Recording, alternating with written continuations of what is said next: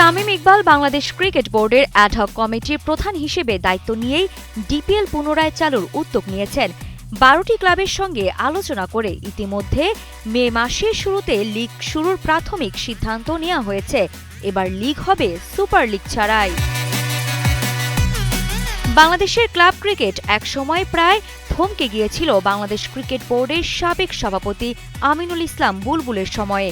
বিদ্রোহী ক্লাবগুলোর অনাগ্রহের কারণে আয়োজন করা যায়নি দেশের সবচেয়ে জনপ্রিয় ঘরোয়া টুর্নামেন্ট ঢাকা প্রিমিয়ার লিগ। তবে দৃশ্যপট বদলাতে শুরু করেছে যখন নতুন করে দায়িত্ব নেন তামিম ইকবাল।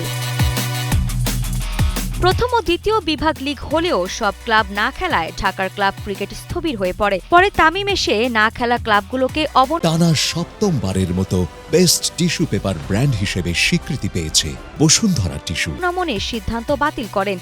এদিকে বর্তমান পরিকল্পনায় এই মৌসুমে কোনো অবনমন বা প্রমোশন থাকছে না, যদিও কিছু ক্লাব এতে আপত্তি জানিয়েছে। তবে সবাইকে রাজি করানো না গেলে আগামী মৌসুমে দল সংখ্যা বাড়ানোর চিন্তা রয়েছে। আর দ্বিতীয় বিভাগে না খেলা দলগুলোর জন্য আলাদা টুর্নামেন্ট আয়োজনের পরিকল্পনাও করা হয়েছে।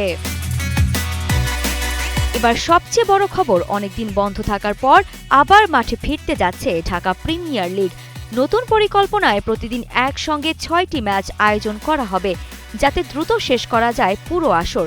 সব মিলিয়ে নতুন নেতৃত্বে আবারও প্রাণ ফিরে পেতে যাচ্ছে দেশের ক্লাব ক্রিকেট। আরিফা জাহান পিনন, কালের কণ্ঠ স্পোর্ট।